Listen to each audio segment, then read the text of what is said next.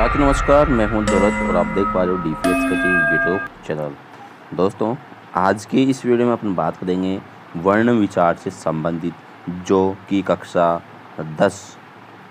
10वीं के प्रथम अध्याय से हैं। और पहला ही टॉपिक है वर्ण विचार, जो कि सभी के काम का है, जो कि REET second grade, first grade या फिर 9, 10, 11, 12 या 6, 7, 8 में जो भी विद्यार्थी पढ़ते हैं उन सभी के काम की चीज़ है। लेकिन सबसे महत्वपूर्ण काम यहाँ पर रीट वालों के लिए, और जो संस्कृत विभाग की जो भर्ती आ रही है संस्कृत से संबंधित, या फिर जो 10वीं के स्टूडेंट हैं, 11वीं 12वीं के हैं, उनके लिए महत्वपूर्ण जानकारी है। आप चाहो तो इसको एनालिसिस कर सकते हैं, पढ़ सकते हैं। दोस्तों, चलते हैं बिना देरी किए हुए कि वर्ण विचार क्या होता है। कक्षा 10वीं किताब है।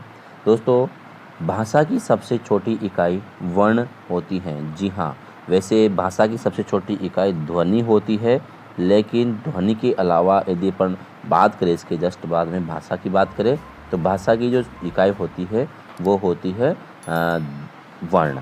ठीक है, सबसे छोटी इकाई जो है वर्ण है। वर्ण के बाद में दोस्तों यहाँ पर क्या आ जाता है, जैसे कि वर्ण सबसे छोटी वर्ण है। वर्ण के बाद में शब्द के बाद में वाक्य, और वाक्य के बाद में गद्यांश या पद्यांश, जो है बहुत सारे वाक्य से मिलकर बनता है। पहले सबसे छोटी इकाई जो है वर्ण होती है। वर्ण से मिलकर के 2 या 2 से अधिक वर्ण मिलेंगे, जैसे कि रा और मा। इससे क्या बन गया, शब्द। लेकिन अपन वाक्य बनाएंगे, राम गाँव जाता है, ये क्या बन गया, ये एक वाक्य बन गया, जिसको अपन बोलेंगे वाक्य। गद्यांश जो है इस प्रकार के 8-10 वाक्य या 4-5 वाक्य लिख देंगे तो उसको गद्यांश बोलेंगे। तो साथियों, ये चीज़ आपके समझ में यहाँ पर आ गई होगी। सीधी सी बात है, वर्णमाला में, पाणिनि वर्णमाला में जो महेश सूत्र हैं 14 सूत्रों में प्रस्तुत किया गया है, यानी कि जो वर्ण है उनको 14 सूत्रों में बताया गया है। परंपरा के अनुसार महेश्वर ने अपने नृत्य की समाप्ति पर जो 14 बार डमरू बजाया, उससे ये 14 ध्वनियाँ सूत्र पाणिनि को प्राप्त हुए थे। यानी कि छुत्तर जो डमरू बजाया था, उस डमरू को, पहले डमरू को 9 बार बजाया गया। पहले डमरू को कितनी बार बजाया गया, 9 बार बजाया गया। उसके बाद में फिर 5 बार बजाया गया। कैसे बजाया गया, यहाँ पर श्लोक भी दिया हुआ है, आप चाहो तो इसको भी याद कर सकते हो और पढ़ भी सकते हो। नृतावशाने नटराजो ननाद डक्काम नव पंचवारम उद्धर्तु काम सनकादि सिद्ध्यान्ने तद विमर्शे शिवसूत्र जालम। नृतावशाने नटराज राजो, यानी कि भगवान शिव ने जो डमरू को बजाया, तो ननाद धक्काम, ननाद यानी कि शिव शंकर के जो डमरू होता है उसको बोलते हैं ननाद। धक्काम डमरू नव पंचवारम, पहले 9 बार बजाया, फिर 5 बार उसको बजाया, तो उससे प्राप्त हुए हैं ये सूत्र। यहाँ पर आप इसको बोल सकते हैं, आ ई ऊण रीद रीका एवं एवोच हय वरट लण यम गणनम झबय गर्दश जब गर्दश खपा चटता चटता व कपय ससर हल। तो यहाँ पर 3 अलग दे रखे हैं, बाकी ऊपर दे रखे हैं। तो आप इसको लय के साथ ही बोल सकते हैं, ऐ ऊण रीद्रिक एवं एवोच हय वरट लण यम गणनम झबये गर्दश जब गर्दश खप चटत चटव कपय ससर हल। तो इस प्रकार से आप जब इसको लय में लेंगे तो आपको ये थोड़ा सा आपको इंटरेस्टिंग लगेगा, और इसमें याद करने की कोई भी ये नहीं है, आप आसानी से कोई याद कर सकते हैं। जैसे कि आप यहाँ पर देख पा रहे हैं, ये माहेश सूत्र है। सूत्र नंबर 1 से लेकर 4 तक आपके जो है समस्त स्वर आ जाएंगे। इसमें क्या आ जाएंगे, आपके समस्त जो भी स्वर है सारे के सारे स्वर इसमें आ जाएंगे। और जो लास्ट वाला वर्ण है इसको अपन यहाँ से हटा देंगे, इसको गिनती में नहीं लेंगे। यहाँ पर मूल स्वर जो है अ, ई, उ, री और री, ये मूल स्वर है, 5 मूल स्वर है। इसके अलावा जो है ए, ओ, ऐ, औ, ये जो 4 स्वर है इसको कहा गया है संध्याक्षर कहा गया है, संयुक्त वर्ण कहा गया है। तो तो इनको अपन इनका क्रम यही रखेंगे। संस्कृत पढ़ते समय ये भी ध्यान रखना है, इनका क्रम यही होगा, ए ओ ऐ ओ। और बाकी जो ये मूल स्वर है ये भी ध्यान रखना है। कई बार परीक्षा में पूछ लिया जाता है कि मूल स्वर कौन कौन से हैं, कितने होते हैं, तो 5 मूल स्वर होते हैं और बाकी 4 जो है संध्याक्षर होते हैं, संयुक्त वर्ण होते हैं। ये भी आपको ध्यान में रखना है। टोटल जो माहेश्वर सूत्रों के अनुसार जो है स्वर कितने होते हैं, तो वो आपको 9 बताने हैं। ठीक है दोस्तों, पतंजलि के अनुसार आपको 13 बताने हैं। पतंजलि के अनुसार वैसे 13 होते हैं। ठीक है, और ये आपके इसके बाद में यहाँ पर आपको वापस से 4 श्लोक, आपको 4 सूत्र याद हो जाएंगे। तो उसके बाद में यहाँ से वापस हकार खोलेंगे, यहाँ पर वापस य व र ल, ये भी आपको ध्यान में रखना है। ये यर वर्ण है, यानी कि ये इसको बोलते हैं अंतस्थ वर्ण बोलते हैं, य व र ल। इसका भी क्रम यही होगा, यहाँ पर भी दिया हुआ है ह य व र, और ये इसको ले लेंगे ल को। तो ये 4 वर्ण हो गए। इसमें ह की 2 बार आवृत्ति हुई है, क्योंकि एक बार जो आवृत्ति हुई है वो आवृत्ति यहाँ पर आप देख पा रहे हैं, तो ये आवृत्ति यहाँ पर डबल हो जाती है इसकी। तो इस प्रकार से यहाँ पर आप इसको भी याद कर सकते हैं। अंतस्थ वर्ण जो है 4 वर्ण होते हैं और ह को आप ले लेंगे। ह की जो है ह का उच्चारण आप यहाँ कर सकते हैं। ठीक है, और इसके बाद में जो 7वां श्लोक, जो 7वां सूत्र है, इसमें प्रत्येक वर्ण का 5वां वर्ण है। देख लीजिएगा, य म गर्ण न म। ठीक है, तो यहाँ पर न लास्ट के जो इत वर्ण है इसको हम हटा देंगे यहाँ से। बाकी जो आगे के वर्ण है 5 वर्ण, इनको ले लेंगे। तो इनको जो है हम इनको यम वर्ण भी बोलते हैं। क्या बोलते हैं? यम वर्ण, यम वर्ण ऐसा भी बोलते हैं। इनके सारे के सारे अनुनासिक वर्ण हैं, मुख्य अनुनासिक वर्ण हैं। मुख से भी बोली जाती है, नासिक से भी। यहाँ पर आप देख पा रहे हैं 7वां, 8वां और 9वां, इसमें कि प्रत्येक वर्ण का कौन सा वर्ण है? चौथवां। प्रत्येक वर्ग का वर्ग क्या होता है? यानी कि कु चु टु तुबु जो होता है, कु चु टू टू, कु चु टू, और ये तू और ये पू, ये 5 वर्ण होते हैं। संस्कृत में यदि आपने पढ़ रखे होंगे तो इसको उदित वर्ण बोलते हैं, 5 को। अब इनका प्रत्येक का जो है, इनमें भी 5-5 वर्ण होते हैं। जैसे क से लेकर के क ख ग ग घ म, च छ ज ज ज म, च छ ज ज ञ, ट ठ ड ढ ण, त थ द न, प फ ब भ म। तो इस प्रकार से 5 वर्ण होते हैं। तो प्रत्येक वर्ग का 5वां वर्ण, जैसे कि क का 5वां वर्ण, चौथा वर्ण कौन सा होगा? क ख ग घ, इसका घ वर्ण हो जाएगा। च छ झ, इसका झ वर्ण हो गया, जो आपको यहाँ पर दिखाई दे रहा है। फिर भ हो गया, फिर ये ट ठ ड, सॉरी यहाँ पर पहले इसका झ, ट ठ ड, और ड के बाद में त थ ध, और प फ ब ब। इस प्रकार से हैं। लेकिन जो इनका क्रम है माहेश्वर सूत्रों में, वो इस प्रकार से ना होकर के इस प्रकार से यहाँ पर दिया हुआ है। तो आपको थोड़ा सा याद रखना है। कंपटीशन एग्ज़ाम के लिए है, बाकी कक्षा 10वीं को तो कुछ भी नहीं रखना है। 10वीं 9th को 11 12 को कुछ नहीं रखना, बस केवल उनको तो समझना है। ठीक है, इसके अलावा यहाँ पर आप देखते हैं, जैसे कि यहाँ पर 10वां वर्ण है, इसमें प्रत्येक वर्ग का तीसरा वर्ण आ गया है, ज भ ग ड द श। ठीक है, प्रत्येक वर्ग का कौन सा वर्ण है? तीसरा। और यहाँ ख चढ़ता में यहाँ पहले दूसरा आएगा, उसके बाद में पहला आएगा। तो हमेशा इसमें उल्टा चल रहा है, ये भी ध्यान रखना। यहाँ पर आपने इसको पढ़ने की आवश्यकता नहीं है, 10वीं किताब है और 10वीं वाले उसमें देख सकते हैं। 12वां जो श्लोक है, 12वां, ये 11वां के अंदर ही आता है। यानी कि पहला और पहले वर्ण का है, प्रत्येक वर्ग का पहला वर्ण क चढ़ता पर, तो ये प्रत्येक वर्ग का पहला वर्ण है। बाकी इसके ऊपर जो है आधा 11वां में यहाँ पर दे दिया है इनको। 11वां जो सूत्र है, श्लोक सूत्र है, उसमें ये दे दिया है यहाँ से च ट त और पे क प, यहाँ पर इसको दे दिया है। लास्ट में अपन बात करते हैं यहाँ पर स और ये ह, फिर यहाँ पर आवृत्ति हो गई। तो प्रश्न जो है कक्षा 10वीं में, 9th में, 11th में, 12th में, हकार की आवृत्ति जो है 2 बार हुई है। कहाँ कहाँ हुई है वो भी आपको पता होना चाहिए, जो कि अपन ने इसमें बता दिया है। इसके अलावा प्रत्येक सूत्र के अंत में हल वर्ण का प्रयोग प्रत्याहार बनाने के उद्देश्य से किया गया है। यानी कि जो आप देख पा रहे हैं प्रत्येक सूत्र के पीछे यहाँ पर वर्ण आए हुए हैं, हल वर्ण। तो इनका प्रयोग केवल किसके लिए किया गया है? प्रत्याहार बनाने के लिए, प्रत्याहार का निर्माण करने के लिए ही इनका प्रयोग किया गया है, बाकी किसी के लिए यहाँ पर नहीं किया गया है।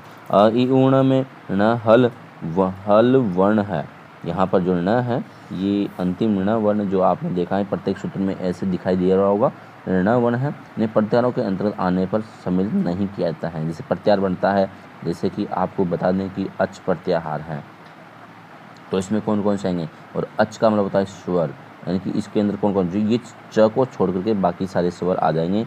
यहाँ कहाँ से लेकर यहाँ जो आप देख पा रहे हैं ये अ है, और अ से लेकर के ये च, ये बन गया अच, अच प्रत्याहार बन गया। तो इसके बीच में आने वाले कि अ भी स्वयं आएगा, च को छोड़कर सारे आ जाएंगे, और जिसके पीछे ये अधूरा आ रहा है इसको छोड़ देंगे सभी को।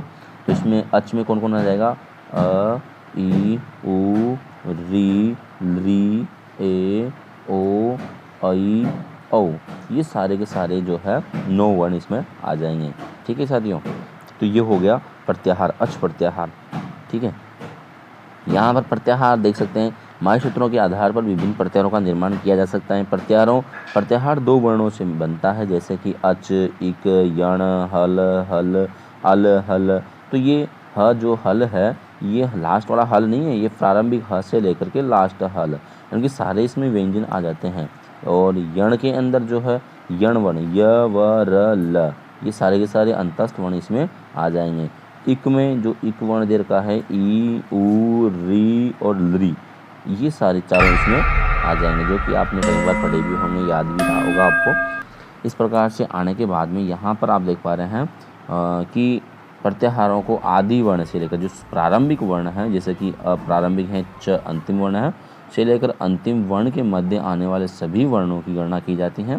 प्रत्याहार के अंतर्गत आदि वर्ण तो परिगणित होता है, यानी कि जो आदि वर्ण है मैंने आपको समझाई दिया कि जो पहला वर्ण होगा उसको गिना जाएगा, लेकिन अंतिम वर्ण को छोड़ दिया जाएगा। समझने के लिए कुछ प्रत्याहार आगे दिए जा रहे हैं, जिसको आप देख सकते हैं यहाँ पर। जैसे कि मैंने समझाया था अभी अच, तो ये सारे के सारे हो गए, लेकिन इसमें चौ को छोड़ दिया गया है, तो ये आपको मैंने समझा दिया है। इसी प्रकार से हल वर्ण है, 5 सूत्र के प्रथम जो वर्ण ह है, इसे लेकर 14वें सूत्र में जो अंतिम ल दिया हुआ है, वहाँ से इनके सारे के सारे व्यंजन इसमें आ गए हैं। इसी प्रकार से इक है, अक है, जल वर्ण है, आप भी इसे बना के चेक कर लीजिएगा, और अपने जो है ग्रामर के वर्णों को देखिएगा। और यही ग्रामर है, यही वर्ण है, और वर्ण से मिलकर ही शब्द बनते हैं, शब्दों से मिलकर वाक्य बनते हैं, वाक्य से मिलकर पैराग्राफ बनता है, यानी कि गद्यांश पद्यांश जो भी है बन जाता है। तो ये यण वर्ण है, ये स्वर आ गया, और ये स्वर वर्ण। ठीक है, यहाँ पर अपने ह्रस्व वर्ण जो है, ह्रस्व वर्ण 4 वर्ण और 5 वर्ण होते हैं, ये वाले 5 जो मैंने बताए हैं इसे, और इसे मूल स्वर भी कहते हैं, मैंने आपको बता दिया है। दीर्घ स्वर जो इसके अंदर नहीं आते, जैसे आ ई उ री री ए ओ ऐ ओ, इनको दीर्घ माना जाता है। ठीक है, लृ की ध्वनि यहाँ पर दीर्घ नहीं मानी जाएगी, इंपॉर्टेंट है। लृ जो है केवल दीर्घ नहीं होता है, केवल जो है यह ऋषों में पाया जाता है, ये भी आपको ध्यान रखना है। यहाँ पर उदाहरण के तौर पर जो इनको मिश्रित वर्ण कहते हैं, तो क्यों कहते हैं, वे इस प्रकार से बनते हैं, 2 वर्णों से मिलकर बनते हैं। जैसे कि ए का निर्माण आपने किया है, तो अ के अंदर अ, और अ में आपको ई मिलाया, ई मिलाने पर क्या बना, ए बना। और जब अ और अ के अंदर आपको ए मिलाना है तो बन जाएगा ऐ। तो इस प्रकार से इनको संयुक्त वर्ण कहा गया है, क्योंकि 2 वर्णों के योग से बना हुआ है, इसलिए इसको संयुक्त और मिश्रित कहा गया है। प्लुप्त वर्ण जिस वर्ण के उच्चारण में 3 या उससे अधिक मात्राओं का समय लगे उसे प्लुप्त वर्ण कहते हैं। जब किसी व्यक्ति को दूर से पुकारते तब संबोधन पद के अंतिम वर्ण को 3 मात्रा का समय लगाकर बोलते हैं, उसे प्लुप्त कहते हैं। जैसे कि अपन कहीं बार ओम का उच्चारण करते हैं, ओम, तो ये प्लुप्त वर्ण हो गया। जिसके भी पीछे आपको इस प्रकार 3 घुमाए हुआ दे, इसका मतलब वो प्लुप्त वर्ण है। जैसे कि आपको यहाँ पर उदाहरण दे रखा है, यही कृष्ण अत्र गोष्ठन्ति है, तो यहाँ पर दे रखा है। इसी प्रकार से यहाँ पर ओम के उच्चारण सर्वत्र प्लुप्त ही होता है, तो आपको यहाँ पर ध्यान रखना है, इस प्रकार का जो चिन्ह होता है वो प्लुप्त का चिन्ह होता है।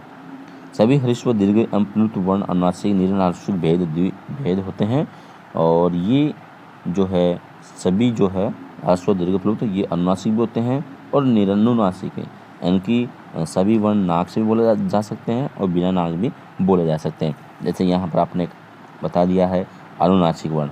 जिस स्वर के उच्चारण में मुख के साथ नासिका का उच्चारण, जैसे कि अपन बोलते हैं आहा, ये इसको बोलते हैं, तो इसमें क्या हुआ, नासिका का उच्चारण भी हो रहा है।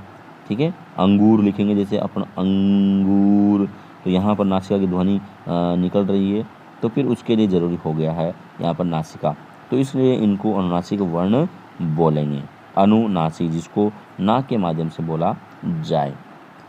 निरनुनासिक यानी कि जिसको कोई भी जो स्वर बोलते हैं, स्वर के अंदर किसी भी प्रकार की जो है ध्वनि नाक की ना निकले, जैसे कि वहाँ पर अपन कोई भी स्वर, जैसे अ में नाक की ध्वनि नहीं निकल रही है, आ इसमें भी नहीं निकल रही है, ओ ठीक है, ऊ कुछ भी नहीं निकल रहा है, तो ये क्या हो जाएंगे, निरनुनासिक। सीधी सी भाषा में बात करते हैं तो बिना नाक से बोलने वाले वर्ण जो है निरनुनासिक, और नाक से बोलने वाले वर्ण अनुनासिक। व्यंजन वर्ण, जिन वर्णों का उच्चारण स्वर वर्णों की सहायता के बिना किया जाता है, इनकी कोई सा भी वर्ण, जैसे कि अपन क लिखेंगे, क के अंदर यहाँ पर यदि हलंत लगाते हैं तो इसके अंदर अभी तक केवल स्वर नहीं है, तो इसको बोलेंगे हलवना, यानी कि हलंत, जिसके हलंत लगा हुआ हो वो हलवण होगा। लेकिन इसका स्वर हटा देंगे तो इसका मतलब इसमें अ जुड़ा हुआ है, जैसे ख, इसके अंदर ख अ जुड़ा हुआ है, ग अ जुड़ा हुआ है, लेकिन हलंत लग गया है, इसका मतलब ये बिना स्वर की सहायता से है, इसको बोल नहीं सकते। क बोला नहीं, बोला ख ख ख क ख ग ग, ऐसे बोलेंगे इनको। जैसे कि यहाँ पर आप देख पा रहे हैं कूचू टू टू, मैंने भी थोड़ी देर पहले लिखवाया था, तो यहाँ पर प्रत्येक वर्ण का क वर्ग, च वर्ग, ट वर्ग, त वर्ग, प वर्ग आप ऐसे याद कर सकते हैं, क चटरा भी कर सकते हैं, कुछ भी कर सकते हैं, और इनको उदित के नाम से जाना जाता है। 5 वर्णों को कोच टुपु के नाम से जाना जाता है। अंतस्थ वर्ण ये हैं, स उष्म वर्ण ये हैं। उष्म वर्ण होते हैं जिससे उच्चारण करते समय उनकी ध्वनि जो है बोलते समय अपने मुंह से गर्म हवा निकले बाहर, जिसको अपन बोलेंगे तो उससे बाहर की तरफ क्या निकलेगी, गर्म हवा निकलेगी, तो इसलिए इनको उष्म बोलते हैं। यहाँ पर जो स्पर्श वर्ण है दोस्तों, तो स्पर्श वर्ण कहता है जिसको स्पर्श यानी कि बोलते समय जिह्वा जो है कहीं ना कहीं अपन को स्पर्श करती हैं, जैसे कि स्पर्शा काद्यो मावसनाम, स्पर्शा एक सूत्र होता है, आप याद कर सकते हैं, कादयो मावसनाम स्पर्शा, ठीक है। काद्यो मावसनाम स्पर्शा यानी कि क से लेकर के म तक के समस्त वर्ण, यहाँ से क से लेकर म तक के 25 वर्णों को स्पर्श वर्ण कहते हैं। क से लेकर के म तक के सभी वर्णों को स्पर्श करते हैं, स्पर्श वर्ण कहते हैं। इनके उच्चारण के समय जीवा जो है मुख के विभिन्न स्थानों को स्पर्श करती है। प्रत्येक वर्ग के अंतिम वर्ण, प्रत्येक वर्ग के 5वें वर्ण को अनुनासिक भी कहा जाता है, क्योंकि इनका उच्चारण मुख के साथ भी होता है। ये ध्यान देने वाली बात है कि यहाँ पर जो ये वर्ण है, इन 5 वर्णों को अनुनासिक वर्ण भी कहते हैं, क्योंकि इनका उच्चारण करते समय नाक का प्रयोग होता है। जैसे य म न, इनको बोलते समय नासिका, तो ये मुख से भी बोले जा रहे हैं और नासिका से भी बोला जा रहा है, तो इसलिए इनको क्या बोलेंगे, दोनों ही बोलेंगे। लेकिन महत्व किसको देंगे, मुख को देंगे। यदि दोनों में ऑप्शन में, दोनों में से यदि दोनों ऑप्शन आ जाए, दोनों अलग अलग ऑप्शन आए, तो मुख को महत्व देंगे, प्राथमिकता मुख को देंगे, उसके बाद नासिका को। दोनों साथ में आएंगे तो दोनों को साथ में कर देंगे, ठीक है। अंतस्थ वर्ण जो है, यहाँ पर अंतस्थ वर्ण दिया हुआ है, य वर अलग, अंतस्थ वर्ण कहते हैं, अर्धस्वर भी कहते हैं। जो ये वर्ण है य वर ल, इनको अर्धस्वर भी बोला जाता है, अंतस्थ वर्ण, इनकी इनको बोलते समय पर हवा जो है, वायु जो है अंदर जाती है मुंह में। उष्म वर्ण मैंने समझा दिया कि उष्म वर्ण कहते हैं 4 वर्णों को। तो इस प्रकार से कितने वर्ण हो गए, 25 तो वो हो गए, 4 ये हो गए, 4 हो गए, कितने हो गए, अब तक आपके पास में टोटल 29 वर्ण जो है, 29 क्या 33 वर्ण, 33 वर्ण आपके हो चुके, प्लस जो है 13, यदि अपन उनको 9 स्वर माने तो कितने हो गए, ये आपके हो गए 42 वर्ण, ठीक है। और यदि इसको अपन पतंजलि के अनुसार 13 माने तो कितने हो गए, ये हो गए फिर आपके 46 वर्ण, ठीक है। तो इस प्रकार से हैं वर्णों की मात्रा। बाकी संस्कृत में टोटली बात करें संस्कृत की तो संस्कृत वर्णमाला में जो वर्ण होते हैं वो तो होते हैं 63 और 64। ये कई बार परीक्षा में पूछा भी गया है। 63 और 64 वर्ण होते हैं। ये कैसे होते हैं? क्योंकि यहाँ पर जो कुछ वर्ण होते हैं जैसे कि अ वर्ण है, ये 18 प्रकार का होता है, तो इसको जोड़ दिया जाता है। 10वीं के लिए नहीं है, ये थोड़ा सा रेट वालों के लिए है, फर्स्ट ग्रेड सेकंड ग्रेड इनके लिए हैं। आगे देखते हैं यहाँ पर अनुस्वार वर्ण, जिसको अपन अनुस्वार बोलते हैं। इनकी इस प्रकार की जो मात्रा लगती है अनुस्वार होता है, जैसे कि यहाँ पर अहम म व्यंजन वर्ण से पहले अनुस्वार म में परिवर्तन हो गया है। इसको विसर्ग आप सब जानते हैं, ह के सदृश्य किया जाता है। रामः में गुरुः ये लगा हुआ है। संयुक्त व्यंजन मैंने अभी थोड़ी देर पहले बताया था, इनकी ए ओ ऐ औ, ठीक है। उनके अलावा और भी वर्ण है ये, जैसे क्षत्रज्ञ, इसके अंदर एक और है श्र, ये इन्होंने यहाँ पर नहीं डाला है, लेकिन आप इसका भी ध्यान रखिएगा क्योंकि कई बार परीक्षा में पूछ लिया जाता है। ये भी एक संयुक्त वर्ण है, संयोगात्मक वर्ण है, ठीक है। उच्चारण स्थान जो है, यहाँ पर उच्चारण स्थान जो है संस्कृत में विशेष रूप से जो है 7 प्रकार के होते हैं। अब क्या होता है उच्चारण स्थान? यानी कि कंठ, तालु, मूर्धा, दंत, ओष्ठ एवं नासिका को उच्चारण स्थान कहते हैं। जहाँ से अपने वर्ण बोलते हैं उनको उच्चारण स्थान बोलते हैं। उच्चारण करने के लिए फेफड़े से निकली निश्वास वायु जो है इन स्थानों को स्पर्श करती हुई आती हैं और उच्चारण एक साथ 2 स्थानों से भी होता है। वर्णों के उच्चारण स्थानों को अग्रिम तालिका से समझा जा सकता है। नीचे दिया हुआ है दोस्तों, यहाँ पर आप देख लीजिएगा। यहाँ पर आपका ये उच्चारण स्थान है, स्वर है, व्यंजन है, अयोग वर्ण है, संज्ञा है, ये स्पर्श है, ये अंतस्थ, ये ऊष्म जो आपने पढ़ लिया है, ठीक है। इसके अलावा आप यहाँ पर कंठ, तालु, कंठ में अकुह, विसर्जनाम कंठः, यानी कि आ भी स्वर खंड से बोलते हैं। क ख 5 वर्ण बोलते हैं। ये जो भी वर्ण है ये सारे के सारे किससे बोलते हैं? कंठ से। तालु से बोले जाने वाले वर्ण कौन से हैं? ये वाले। मूर्धा से बोले जाने वाले वर्ण ये वाले। दंत से ये वाले, ठीक है। ओष्ठ से ये वाले होष्ठ से बोले जाते हैं। नासिका से ये वाले नासिका से बोले जाते हैं। तो इस प्रकार से ये कंठ, तालु से, ये ओष्ठ से, दंतोष्ठ से, ये इम्पोर्टेंट है। वकार से दंतोष्टम, ठीक है। ये इसने यहाँ पर जो है दिया है, गलत दे दिया है। वह अंतस्थ वर्ण वकार से दंतोष्टम का यहाँ पर ये यहाँ पर गलत नहीं आना चाहिए। वंकार से दंतोष्टम ये यहाँ आना चाहिए, ठीक है। ये किताब में मिस्टेक है। जो भी किताब है ये 10वीं क्लास की है और व्याकरण वाली किताब है, उसमें मिस्टेक है थोड़ी सी बहुत। और समस्त स्थानों के नासिका भी पंचम वर्ण में उच्चारण होता है। प्रयत्न जो होते हैं इस प्रकार से, प्रयत्न 10वीं में भी है थोड़ा बहुत कि प्रयत्न जो है यानी कि इनको बोलते हैं अपने यत्न, ठीक है, प्रयास करना। ये होते हैं 2 प्रकार के, ठीक है। कितने प्रकार के? 2 प्रकार के। एक तो होता है आभ्यंतर प्रयत्न, यहाँ पर आभ्यंतर, और एक होता है बाह्य, ठीक है, बाह्य प्रयत्न। आभ्यंतर प्रयत्न होते हैं 5 प्रकार के और बाह्य प्रयत्न होते हैं 11 प्रकार के, ठीक है। अब इनको याद करने के लिए आप कैसे कर सकते हो? यहाँ पर वर्ण कितने हैं? यहाँ पर वर्ण देख लीजिएगा, 1 वर्ण, 2 वर्ण, 3 वर्ण, 4 वर्ण और 5 वर्ण। 5 वर्ण आ रहे हैं तो 5 वर्णों को आप लिख लीजिएगा, क्योंकि ये आधा और ये आधा, इसको एक कर लीजिएगा, 5 वर्ण हो गए। जबकि इसमें देख लीजिएगा, इसमें यहाँ पर जब आप देखते हैं तो यहाँ पर 1 वर्ण और 2 वर्ण, इसको 1 और 1, आधे को मत गिनिएगा क्योंकि यहाँ पर अपन ने 2 आधे थे इसलिए गिन लिया। तो कितने? 1 और 1 कितने हो गए? 11 हो गए। तो ये ऐसे आपको याद रह जाएगा, ठीक है। अब आभ्यंतर कौन कौन से होते हैं? आभ्यंतर एक तो होता है स्पष्ट वर्ण होता है, ठीक है। एक होता है ईषत् स्पष्ट होता है, ईषत् स्पष्ट यानी कि थोड़ा कम। एक तो होता है स्पष्ट यानी कि टच करे, पूरा टच करे। एक होता है ईषत् स्पष्ट यानी कि थोड़ा बहुत टच करे, ठीक है। इसके अलावा एक होता है ईषत् विव्रत, एक होता है ईषत् विव्रत और एक होता है विव्रत, फिर आ जाता है विव्रत और एक आता है संव्रत, ठीक है। तो ये तो जो है ये इसमें सभी स्वर आ जाएंगे और इसके अंदर केवल मात्र अ आएगा जो प्रयोग अवस्था में आएगा, ये ध्यान रखना है। और ईषत् विव्रत में सभी ऊष्म वर्ण आ जाएंगे और इसमें अंतस्थ वर्ण और इसमें क से लेकर के म तक के वर्ण आ जाएंगे। इसमें य वाला, इसमें ह स स ह ह 4 वर्ण आ जाएंगे। इस प्रकार से अपन अब देखते हैं यहाँ पर स्पष्ट वर्णों के उच्चारण में जब जीवामूलम स्पष्ट वर्ण कहते हैं और विसर्ग में यहाँ पर दे रखा है, आप इसको पढ़ लीजिएगा। वीडियो को थोड़ा सा स्टॉप कर लिखिए, आराम से पढ़ लीजिएगा। ईषत् वर्ण दे रखा है यहाँ पर, वीडियो बड़ा बन जाएगा वरना।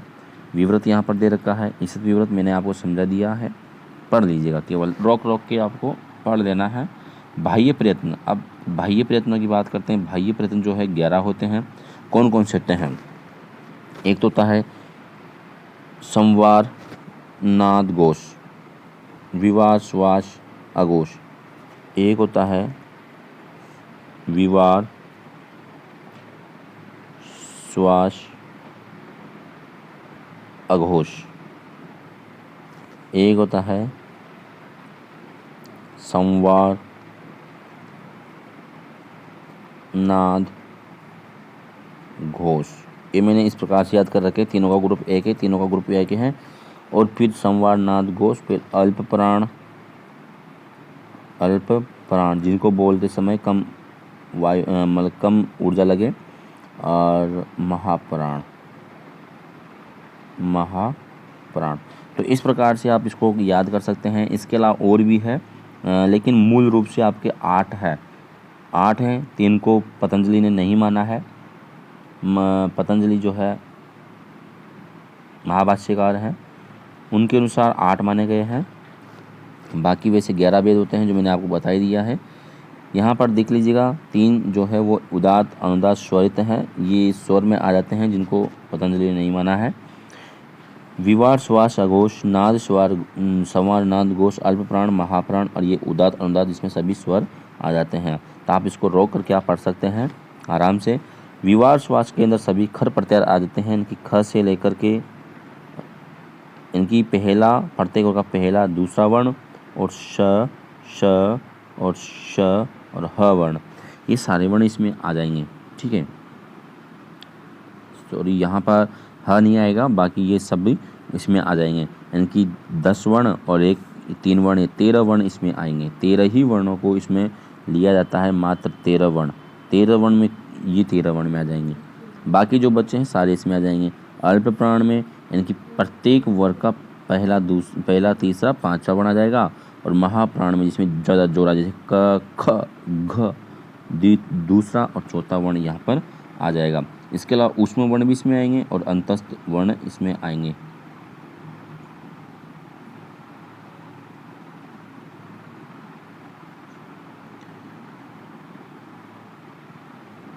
तो इस प्रकार से आप इसको कर सकते हैं। अब यहाँ पर देख लीजिए दोस्तों, यहाँ पर आपके लिए अभ्यास कार्य हैं।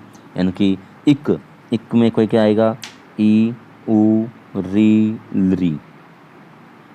क को नहीं लेंगे क्योंकि ई उ री री के आ जाएगा। जस प्रत्यास में क्या आ जाएगा? जब गर्दश आ जाएगा, तीसरा वर्ण आ जाएगा, प्रत्येक वर्ग का तीसरा वर्ण, जब गड़ दश, जब गड़ दश। ठीक है, तो श को नहीं लेंगे अपन, यहाँ पर ये 5 वर्ण आ जाएंगे। एच में क्या आ जाएगा? आई ओ आई, यहाँ पर ये वाला आई आएगा, फिर ओ आएगा, सॉरी यहाँ पर एच में आई और ओ आ जाएगा। बस ये 2 वर्ण आएंगे। एच प्रत्याहार एवं एवच। अट प्रत्याहार, जश प्रत्याहार, आप इनको पढ़ सकते हैं। प्रत्येक का चौथा और तीसरा वर्ण आएगा। और यहाँ पर उच्चारण स्थान जो है क वर्ग है, ट वर्ग, प वर्ग, इनको आप हल करके चेक कर लीजिएगा। यहाँ पर आपको इसका पृथक्करण करना है, कमल जैसे गज का किया है ऐसे इसका करके देखिएगा। और इस प्रकार से आप यहाँ पर वर्णों का संयोजन करना है। जैसे कि इसने इनको अलग अलग टुकड़े हैं, इनको जोड़ के इन्होंने बनाया है, आप इनको जोड़कर देख लीजिएगा। यहाँ पर बना रखा है इन्होंने म, तो ये इन्होंने जोड़ा है, तो आप इनको जोड़कर प्रयास कीजिएगा। और यदि नहीं आता है तो आप कमेंट बॉक्स में कमेंट ज़रूर कीजिएगा। ठीक है, तो दोस्तों आशा करता हूँ आपको वीडियो अच्छा लगा होगा। और यदि वीडियो अच्छा लगा है, वीडियो को लाइक कीजिएगा, शेयर कीजिएगा। और यदि आप चैनल में नए हैं तो प्लीज़ चैनल को सब्सक्राइब करना बिल्कुल भी मत भूलेगा, ताकि आप लोगों के यदि जो साथी हैं उनको भी ये जानकारी मिले और ये जो है किताब है कहीं नहीं मिलती है, और ये बहुत बाज़ार में तो बहुत मुश्किल है मिलना, ताकि आपको इसमें से देख करके मिल सके, आपको कर सके। और अधिक से अधिक लाइक कीजिएगा, ताकि मैं खुद मोटिवेट हो जाऊँ कि मुझे इतने बच्चे देख रहे हैं या इतने व्यक्ति देख रहे हैं, ताकि मैं और भी वीडियो बनाने का प्रयास कर सकूं। यदि लाइक नहीं मिलता है और शेयर नहीं होता है तो, क्योंकि इसमें आप लोगों का पैसा कुछ भी नहीं जाता है, लेकिन फिर नहीं होता है तो फिर मैं खुद डीमोटिवेट हो जाता हूं, क्योंकि अब कुछ कोई नहीं देख रहा है तो क्या मतलब है। ठीक है दोस्तों, तो ये कक्षा 10वीं की किताब है जो आप लोगों के पास में नहीं है शायद, लेकिन वहाँ से लिया गया है ये सारा टॉपिक। तो उम्मीद करता हूँ आप हमारे साथ और नए लोगों को जोड़ेंगे और आप जुड़े रहेंगे। तो आज के लिए इतना ही, फिर मिलते हैं नेक्स्ट वीडियो में कुछ नया लेकर के। तब तक के लिए नमस्कार, जय हिंद, जय भारत।